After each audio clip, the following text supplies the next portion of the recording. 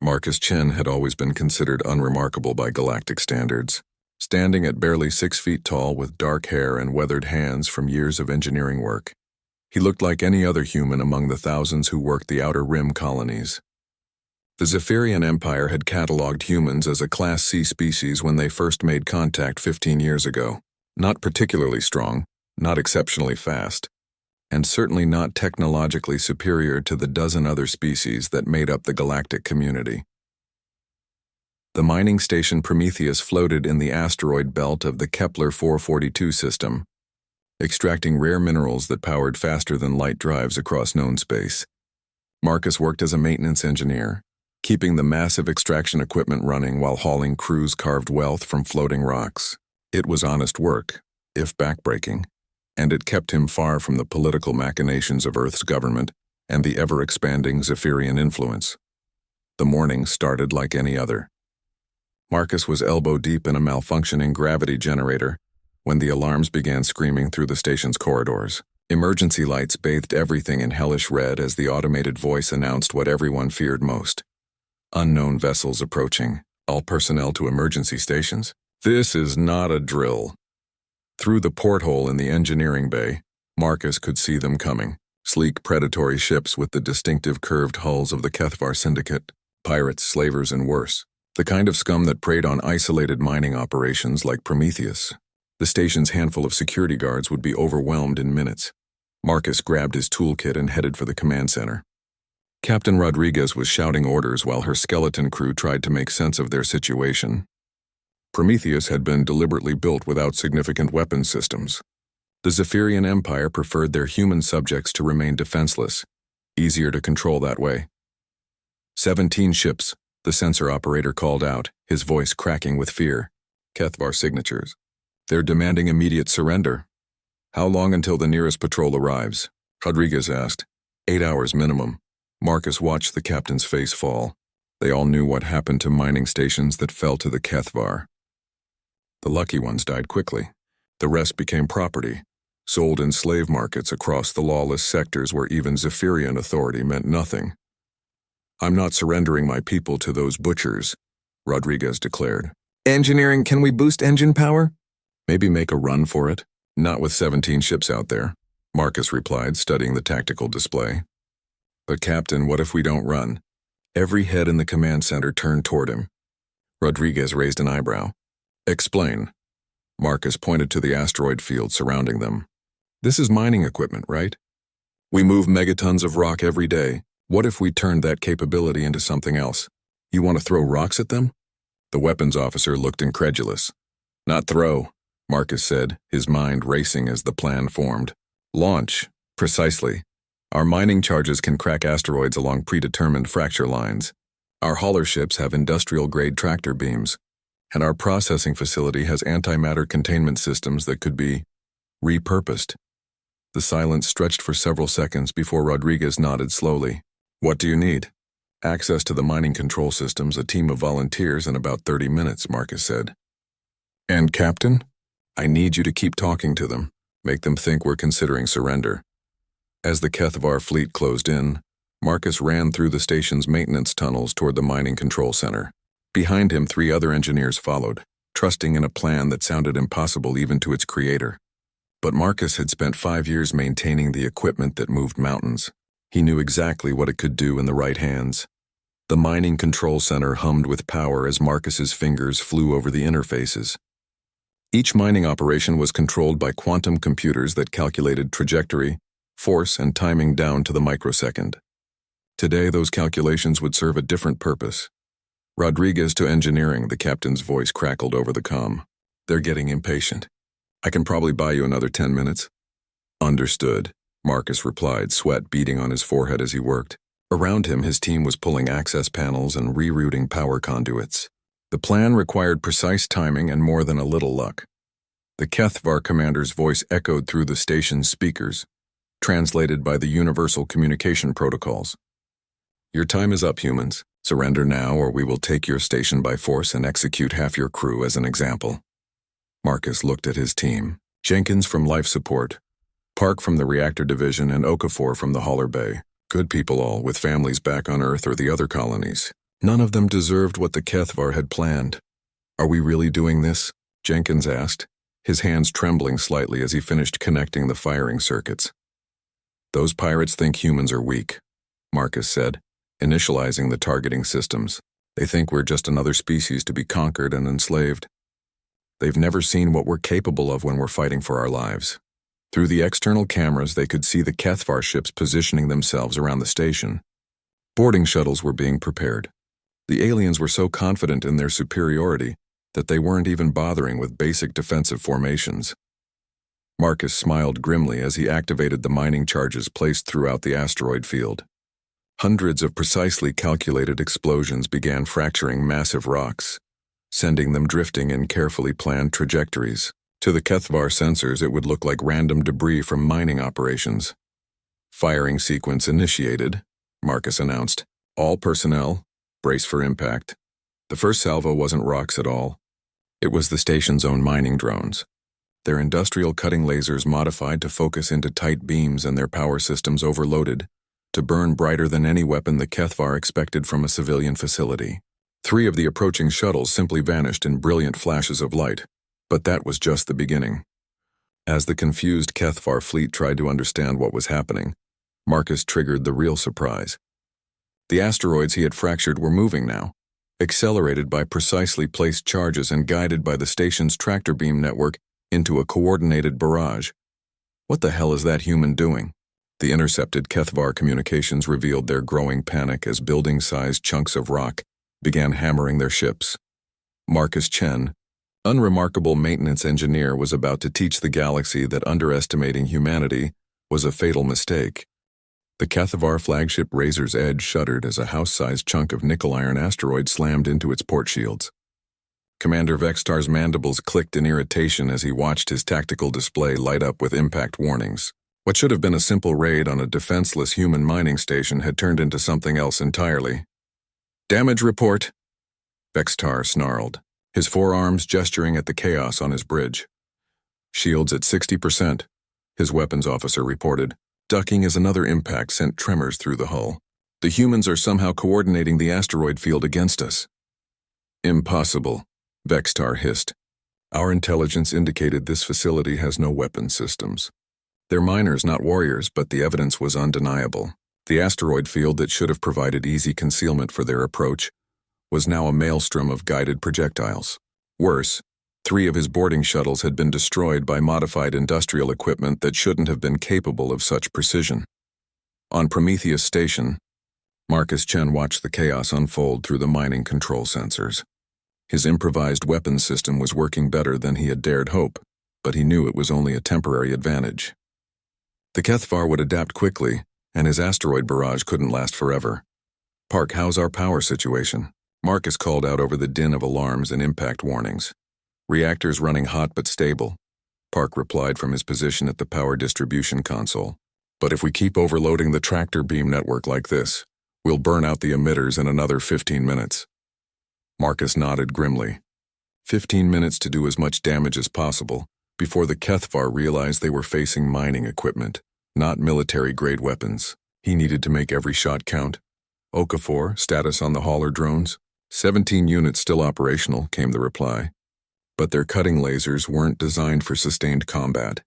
"We've already lost 6 units to overheating." Through the comm system, Marcus could hear Captain Rodriguez coordinating with the rest of the station crew.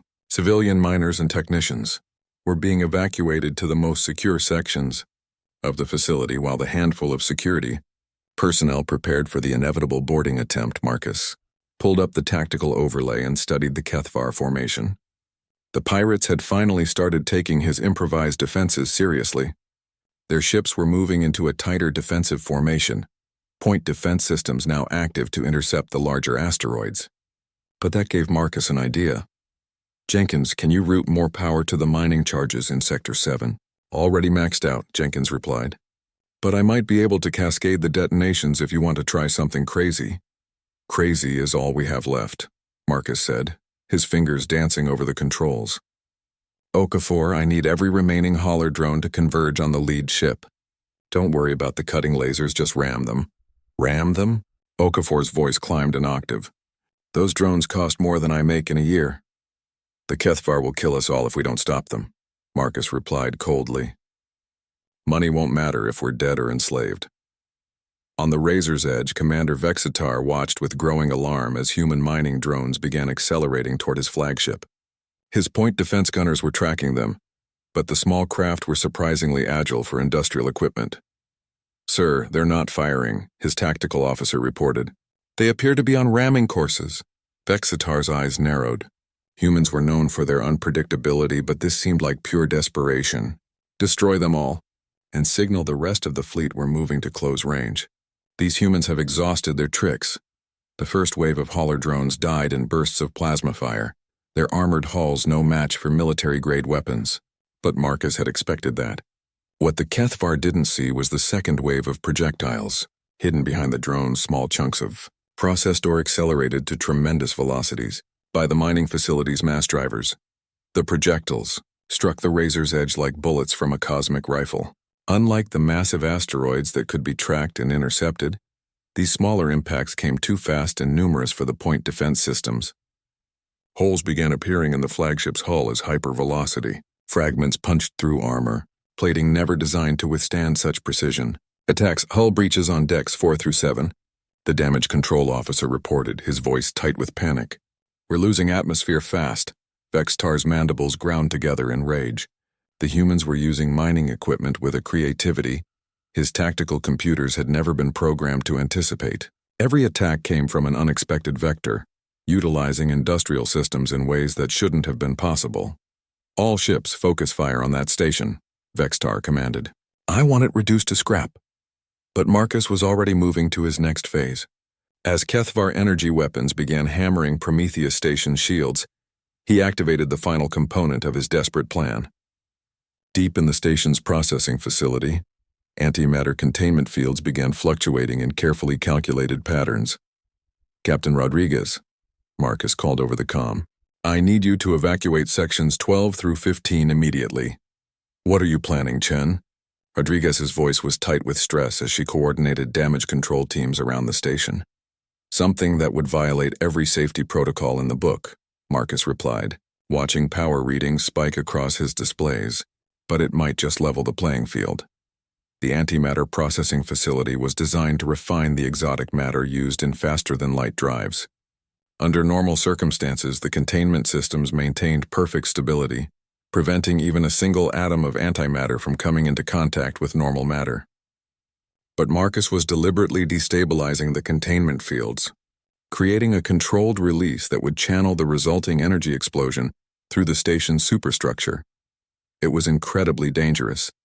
One miscalculation and the entire station would be vaporized in a matter-antimatter annihilation that would outshine the system's star. But if it worked, the station itself would become a weapon capable of taking down the entire Kethvar fleet. Power levels approaching critical, Park called out, sweat streaming down his face as he monitored the reactor output.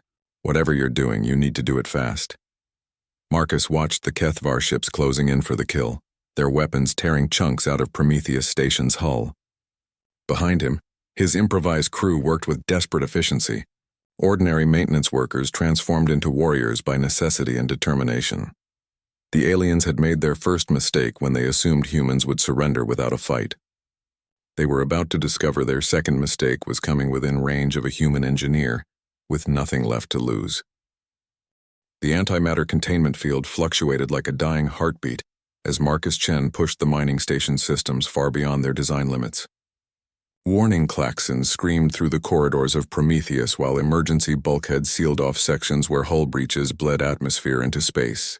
Around him, his small team of engineers worked with desperate precision.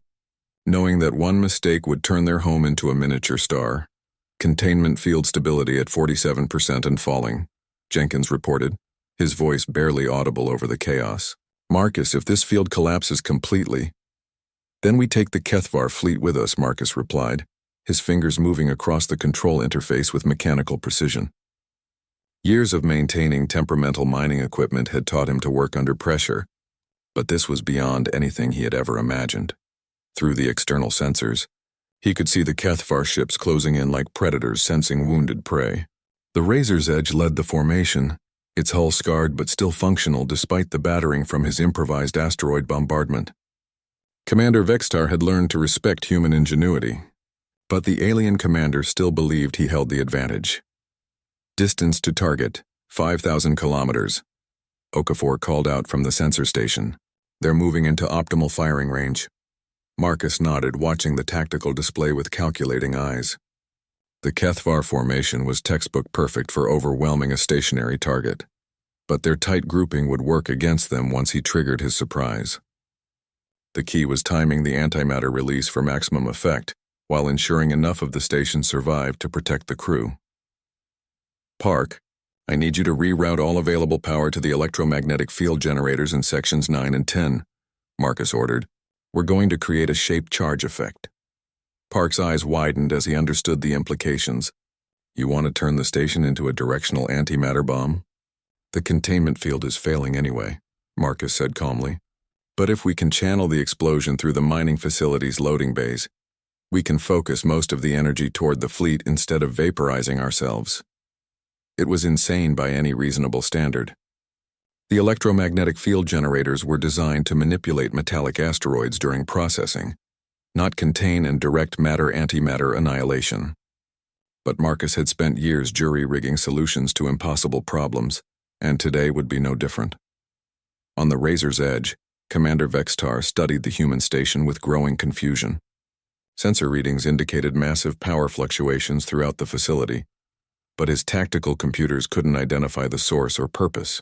The humans' resistance had been far more creative than anticipated, but surely they had exhausted their options, sir. Detecting unusual energy signatures from the human facility, his science officer reported. It appears they're destabilizing their power systems. Preparing to self-destruct rather than surrender, Vextar concluded with grim satisfaction. Admirable but futile. Accelerate our approach and prepare boarding shuttles.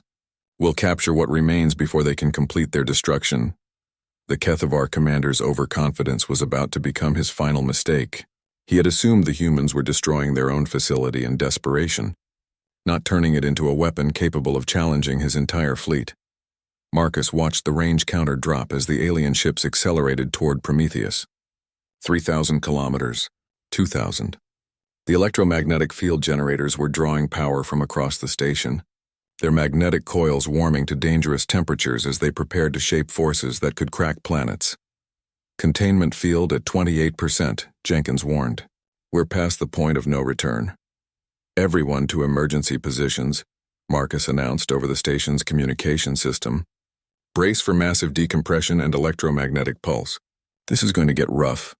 Captain Rodriguez's voice crackled over the comm from the command center. Chen, whatever you're planning now would be good. They're launching boarding shuttles. Marcus smiled grimly as he watched the Kethvar shuttles separate from their parent ships. The aliens were so confident in their victory that they were sending their troops directly into the blast zone. In 30 seconds, those shuttles would be vapor, along with a significant portion of the pirate fleet.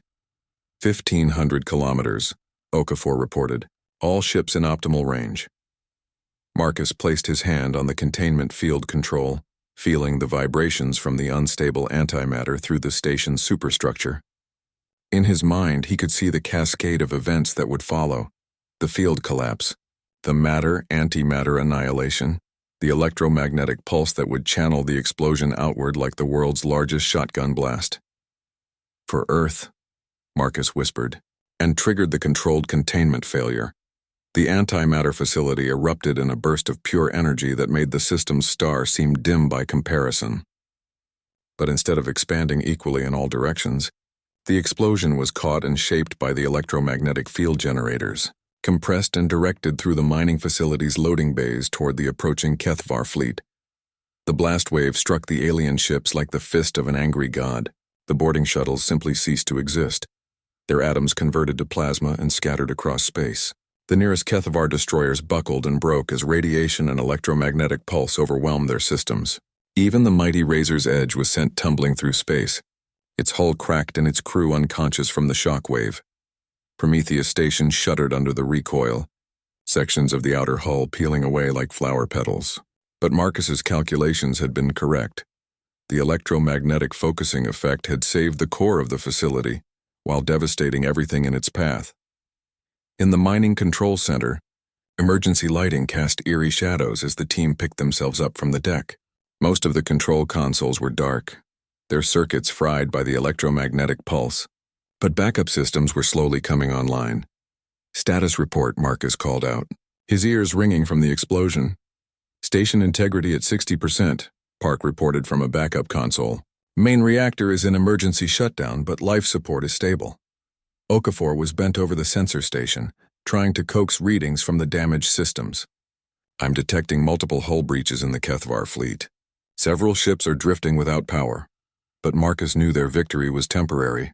The explosion had damaged the pirates' ships but hadn't destroyed them all. Given time, the Kethvar would recover and return with reinforcements. The station's defenses were spent, its ammunition exhausted and its systems crippled. "Jenkins, can we restore long-range communications?" Marcus asked. "Maybe," Jenkins replied, pulling access panels from a damaged console. "But it'll take time we might not have." Through the porthole, Marcus could see the Kethvar ships regrouping in the distance. Some were clearly crippled, but others were beginning to show signs of life as their crews restored power and assessed damage. Commander Vex's Tar was still alive, and Marcus doubted the alien commander would underestimate human capabilities again. The first battle was over, but the war was just beginning. Marcus Chen had proven that humans were far more dangerous than the galaxy believed, but now he would have to find a way to survive the consequences of that revelation. Commander Vextar awakened to the acrid smell of burned electronics and the metallic taste of blood in his mouth. The Razor's Edge lay dead in space, its primary systems offline and emergency lighting casting harsh shadows across the bridge. Around him, his crew worked frantically to restore basic functions, while damage reports flooded in from across the fleet. "Status of all vessels," Vextar commanded, pulling himself upright despite the pain in his thorax where shrapnel had found gaps in his armor. 7 ships completely destroyed," his communications officer reported, her voice tight with disbelief. 4 more are crippled beyond repair. The remainder have suffered significant damage but are operational. Vextar's mandibles clicked in rage. He had begun this raid with 17 ships and over 3,000 crew members. Now barely half his fleet remained functional, devastated by mining equipment operated by a handful of human engineers. The implications were staggering. "How did they do it?" Vextar demanded. "Our intelligence indicated no weapon systems, no military personnel. They're supposed to be miners. The humans weaponized their entire facility," the tactical officer explained, pulling up holographic displays showing the blast pattern. "They turned their antimatter processing plant into a directed energy weapon. Our computers show it should have been impossible to contain and focus that much energy with civilian-grade equipment. But Vextar had seen the impossible made real. Somewhere on that damaged mining station was a human who had turned industrial equipment into weapons that could challenge a military fleet. Such creativity and tactical thinking could not be allowed to spread among the human population. "Signal the surviving ships," Vextar ordered. "We're going to finish this personally." On Prometheus Station, Marcus Chen studied the tactical display with growing concern. The Kethvar fleet had regrouped faster than expected, and 6 operational ships were beginning their approach. His antimatter gambit had bought them time, but the station's defenses were exhausted. Worse, long-range sensors indicated more ships arriving at the edge of the system. "Those aren't Kethvar signatures," Okafor reported from the sensor station. "Configuration suggests Zephyrian Empire vessels." Marcus felt his heart sink. If the Zephyrians were responding to the distress beacon, they would arrive in time to witness the station's destruction. The galactic community would learn that humans had successfully resisted Kethvar raiders, but it would be too late to save the crew of Prometheus. "Captain Rodriguez," Marcus called over the comm, "what's our evacuation status?" "All non-essential personnel are in the emergency shelters," Rodriguez replied. "But our escape pods were damaged in the explosion." "We're not going anywhere," Marcus nodded grimly. The station had been designed for asteroid mining, not space combat. The crew quarters and life support systems were buried deep within the facility's superstructure, but they lacked independent propulsion. If the Kethvar boarded the station, there would be nowhere to run. "How much antimatter do we have left?" Marcus asked Park. "Maybe enough for one more small explosion," Park replied. "But the containment system is barely functional. Any attempt to weaponize it again would probably destroy the station completely." Marcus weighed their options as the Kethvar ships closed in, He could trigger a final explosion that would take out the remaining pirates, but it would also kill everyone on Prometheus. Alternatively, he could attempt to surrender and hope the Kethvar would honor prisoner status, though their reputation suggested otherwise. There might be another way, Jenkins said suddenly, looking up from his repair work. The Zephyrian ships are close enough to receive a tight beam transmission. If we can get their attention, they won't intervene, Marcus replied. The Zephyrians don't interfere in pirate raids. It's not their jurisdiction. But they will investigate, Jenkins insisted. If we can demonstrate our defensive capabilities, show them what human engineering can accomplish when properly motivated. Marcus understood immediately. The Zephyrian Empire viewed humans as a subordinate species, useful for labor but lacking in military potential. A successful defense against Kethvar raiders would challenge that assessment and potentially change humanity's status within the galactic community. Okafor, can you establish a connection with the Zephyrian fleet? Working on it, Okafor replied, his fingers dancing across the communication controls. Signal strength is weak, but I think I can punch through. On the approaching Kethvar ships, Commander Vextar watched his sensors with satisfaction. The human station showed no signs of further resistance, its weapon systems apparently exhausted. This time he would not underestimate their creativity. Boarding teams were already prepared with heavy weapons and electromagnetic shielding. Deploy all shuttles, Vextar commanded. I want that station secured within the hour. Find the human responsible for our losses and bring him to me alive. The second wave of Kethvar shuttles launched with more caution than the first, their pilots wary of additional defensive surprises. But Marcus had no more antimatter weapons to deploy, no asteroid fields to manipulate. All he had left was his reputation and the galaxy's assumptions about human capabilities. Connection established with the Zephyrian fleet, Okafor reported. They're responding to our transmission. Marcus activated the communication system, knowing that his next words would be broadcast not only to the approaching Zephyrians, but recorded for analysis by intelligence services across known space. This was his chance to change how the galaxy viewed humanity. This is Engineer Marcus Chen of the mining station Prometheus, he began, his voice steady despite the chaos around him. We are under attack by Kethvar pirates and have successfully defended our position using improvised weapon systems. We have destroyed 11 enemy vessels and crippled several others using modified mining equipment. The response from the Zephyrian fleet came quickly, translated by the Universal Communication Protocols. Human vessel, this is Admiral Koreth of the Zephyrian Third Fleet. Your transmission claims are improbable. Please clarify your tactical situation, Marcus smiled grimly as he watched the Kethvar shuttles approaching. Admiral, you are witnessing a demonstration of human defensive capabilities. We have turned our mining facility into a fortress capable of challenging a military fleet. I suggest you observe closely. What Marcus didn't tell the Zephyrian admiral was that his defenses were spent. But the approaching pirates didn't know that, and neither did the galaxy at large. Sometimes perception was more powerful than reality. All remaining crew to battle stations, Marcus announced over the station's communication system. We're going to show these pirates that humans don't surrender easily. As the Kethvar boarding shuttles closed in, Marcus began preparing his final surprise. He might not have antimatter weapons or asteroid bombardments, but he had something the galaxy had consistently underestimated: human ingenuity fueled by desperation and the absolute refusal to give up. The enemy had underestimated him once and paid a terrible price. They were about to make that mistake again. Admiral Koreth of the Zephyrian Third Fleet studied the tactical display with growing fascination. His sensors showed the aftermath of what appeared to be a significant space battle, with debris from multiple Kethvar vessels scattered across the asteroid field. The human mining station Prometheus hung in space like a wounded animal, sections of its hull peeled away but its core structure intact. Analysis confirms multiple Kethvar ship signatures, his tactical officer reported. Energy residue patterns suggest massive antimatter detonation, but the explosion appears to have been directional rather than spherical.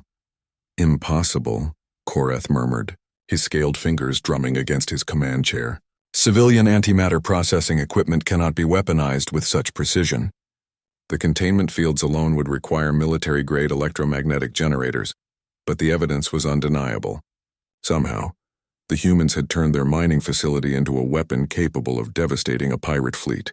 The implications sent ripples of unease through the Zephyrian admiral's strategic thinking. If humans could accomplish this with mining equipment, what might they achieve with actual military resources? On Prometheus Station, Marcus Chen watched the Kethvar boarding shuttles approach through the external cameras. 12 heavily armed craft were converging on the station's docking bays, their crews undoubtedly prepared for fierce resistance. What they would find instead was a different kind of welcome. "Jenkins, are the atmospheric processors ready?" Marcus asked, his hands moving across the environmental control panel. "Locked and loaded," Jenkins replied from his position at the life support console. "But Marcus, are you sure about this? We're essentially turning our own air supply into a weapon."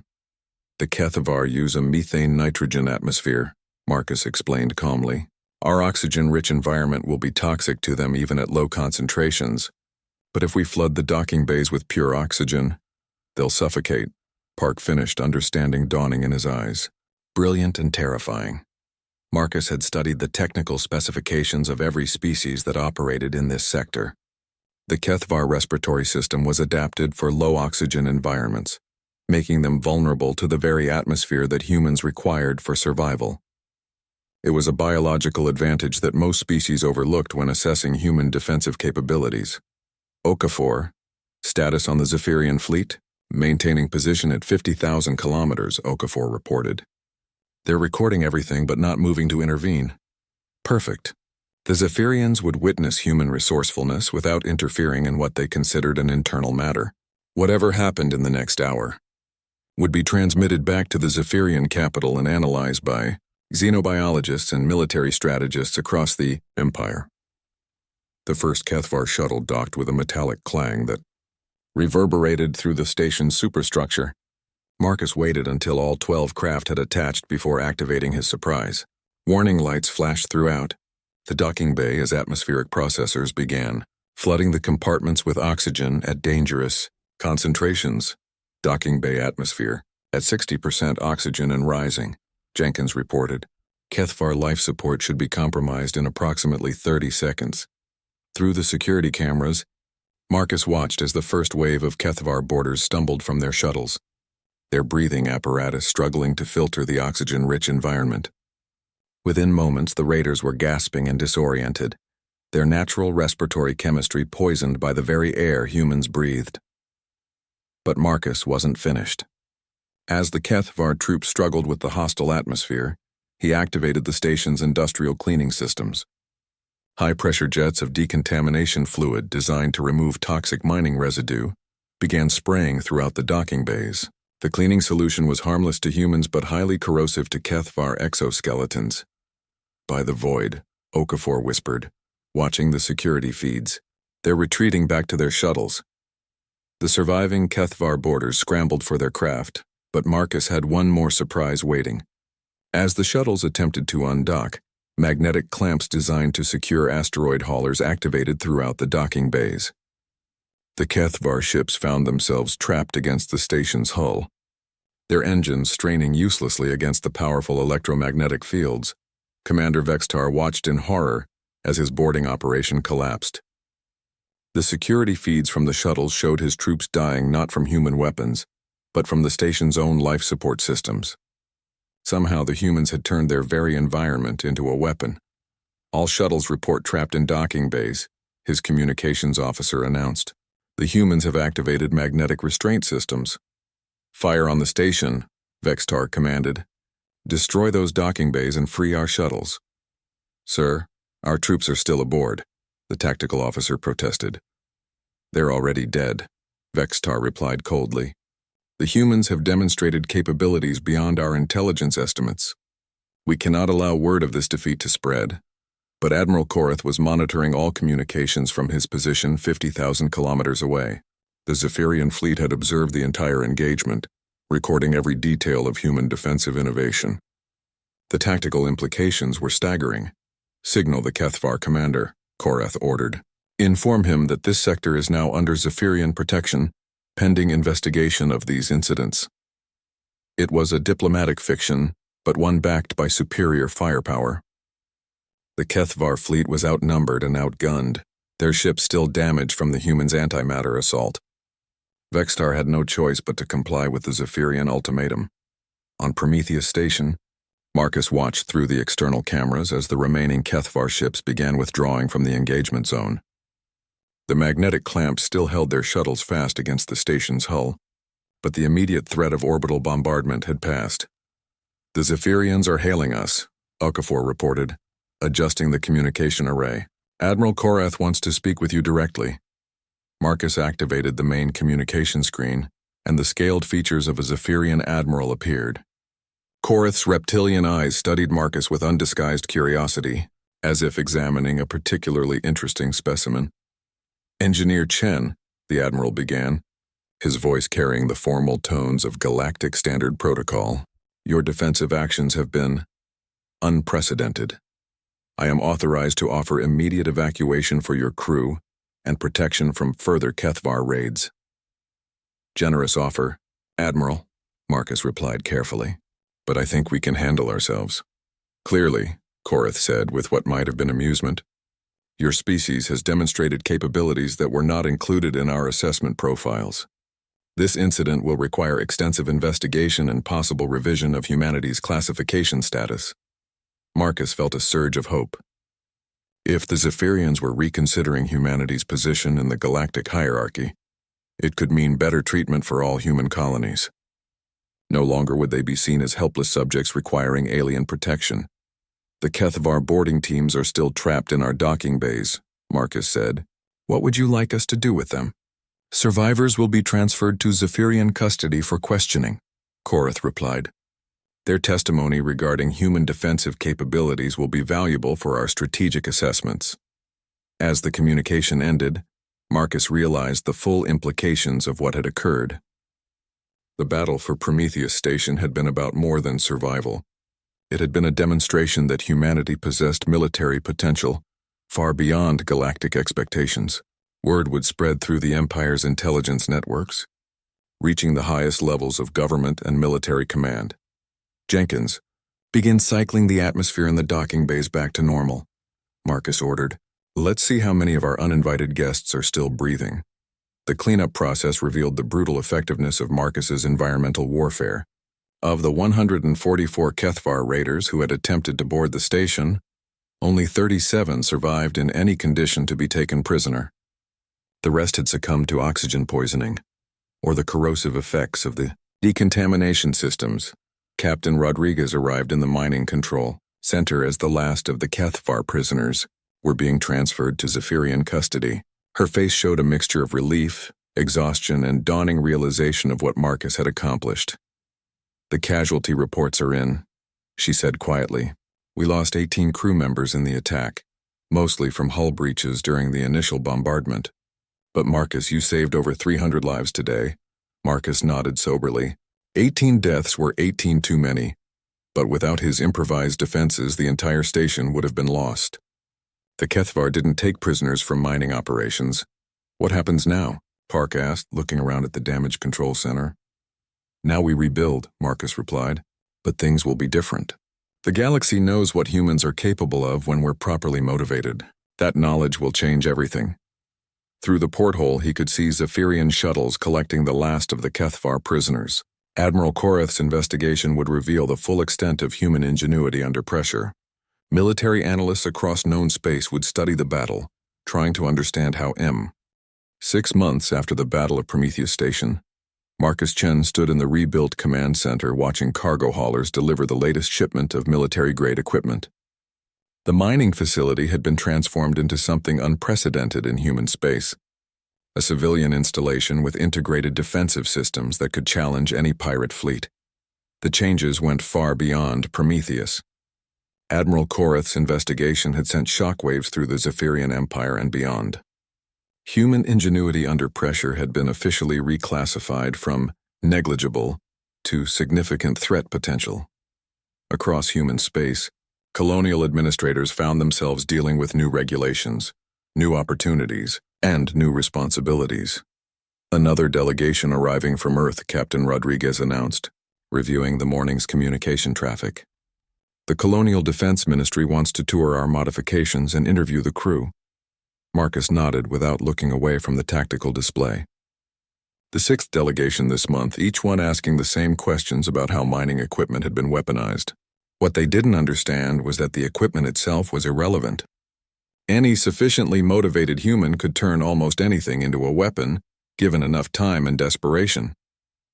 "How's the new atmospheric defense grid coming along?" Marcus asked Jenkins, who had been promoted to Chief Environmental Systems Officer after his role in repelling the Kethvar borders. "Fully operational," Jenkins replied with obvious pride. "We can now flood any section of the station with custom atmospheric mixtures within 30 seconds. The Kethvar won't be the only species that finds our air unbreathable." The station's modifications were impressive but subtle. To casual observation, Prometheus still appeared to be a mining facility. The asteroid processing equipment remained functional. The ore refineries continued their work, and cargo haulers arrived regularly to collect processed materials.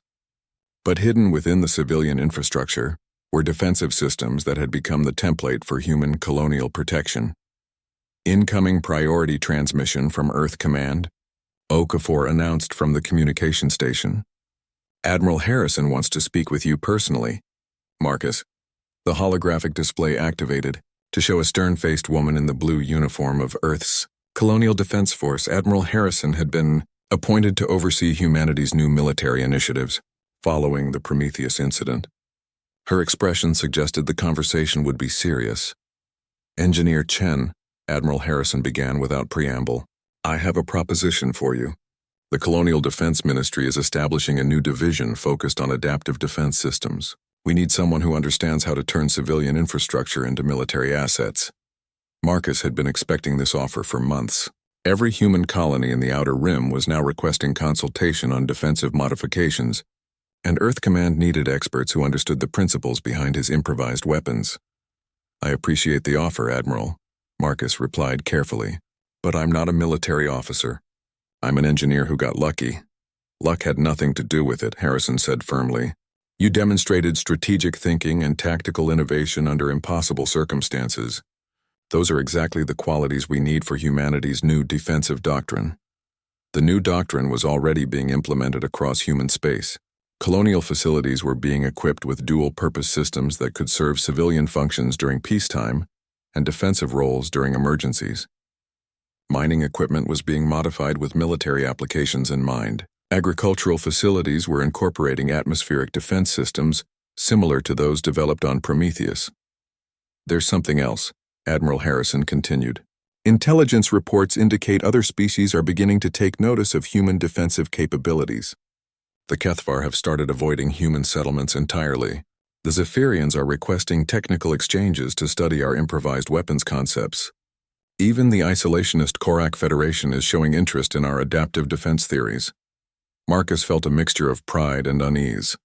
The galaxy's newfound respect for human capabilities was gratifying, but it also brought new dangers. If other species viewed humans as a potential threat rather than subjects to be protected, it could lead to conflicts far beyond pirate raids. "What exactly are you asking me to do?" Marcus said. "Lead a team of specialists to develop standardized defensive modifications for civilian installations," Harrison explained. "Your work would be classified, but the results would protect millions of human colonists across known space."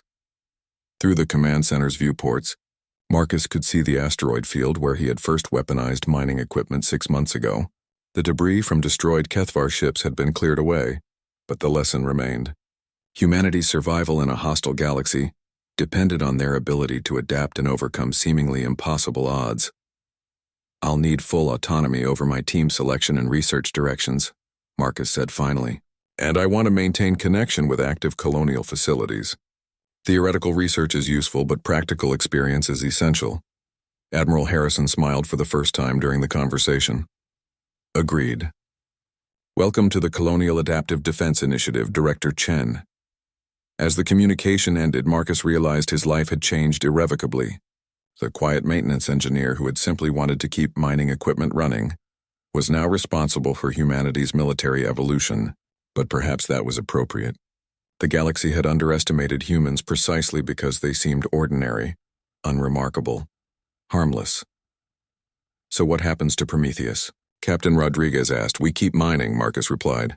but we also become the training ground for the next generation of human defenders. Other species spent millennia developing their military doctrines. We're going to do it in decades, and we're going to do it better.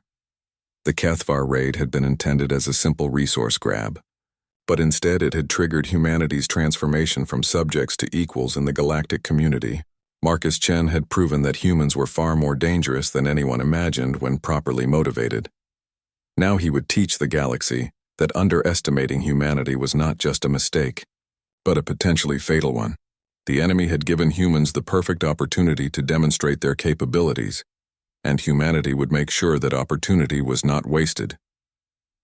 2 years after the Prometheus incident, as historians had begun calling it, Marcus Chen stood before the Galactic Security Council in the gleaming towers of Zephyr Prime. The chamber was a monument to interstellar cooperation, with representatives from dozens of species, seated in carefully climate-controlled sections suited to their biological needs. Today they had gathered to witness something unprecedented. A human being granted full military advisory status. Admiral Koreth, now serving as the Zephyrian representative to the Council, rose to address the Assembly.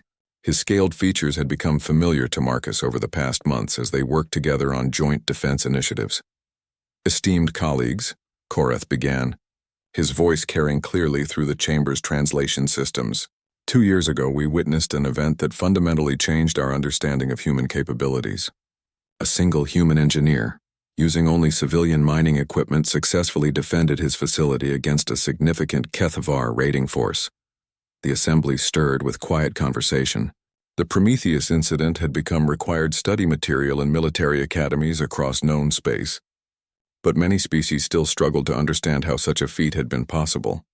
Marcus listened as Koreth recounted the battle, describing the improvised weapons, the environmental warfare, and the strategic thinking that had turned a helpless mining station into an impregnable fortress. But the Admiral's words couldn't capture the desperation, the split-second decisions, or the absolute refusal to surrender that had driven every action. Since that time, Koreth continued, human defensive innovations have reduced piracy in the Outer Rim sectors by 73%. Colonial attacks have virtually ceased as raider groups have learned to avoid human settlements entirely. The psychological impact of the Prometheus defense has proven as valuable as the tactical innovations themselves. That was the part that still amazed Marcus. The Battle of Prometheus had become a symbol throughout human space, proof that ordinary people could accomplish extraordinary things when necessity demanded it. Colonial recruitment had surged as engineers, miners, and technicians volunteered for defensive training programs. The galaxy's perception of humanity had shifted from harmless subjects to potential allies worth respecting. The Council recognizes Director Marcus Chen of the Colonial Adaptive Defense Initiative. The session moderator announced, "You may address the Assembly." Marcus rose from his seat, acutely aware that his words would be transmitted across the galaxy and analyzed by intelligence services on 100 worlds. The maintenance engineer who had simply wanted to keep mining equipment running was now speaking as humanity's representative to the highest levels of galactic government. Honored representatives, Marcus began, falling into the formal patterns of diplomatic speech he had reluctantly learned over the past year. The events at Prometheus Station demonstrated something that should have been obvious all along. Humans, like all intelligent species, will fight for their survival when threatened. We will use every tool available, adapt any system necessary, and sacrifice everything to protect our people. He paused, letting the translation systems catch up while he gathered his thoughts for the crucial message. But the real lesson of Prometheus isn't about human military capability. It's about the danger of underestimating any species based on incomplete information.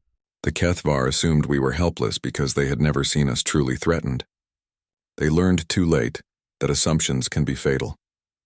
In the Kethvar section of the chamber, the surviving members of that species sat in sullen silence. Their raiding economy had collapsed as human colonies became too dangerous to attack. Commander Vextar himself had been captured 6 months ago when he attempted to raid an agricultural station that had been modified with Prometheus-style defenses. He was currently serving a life sentence in a Zephyrian detention facility.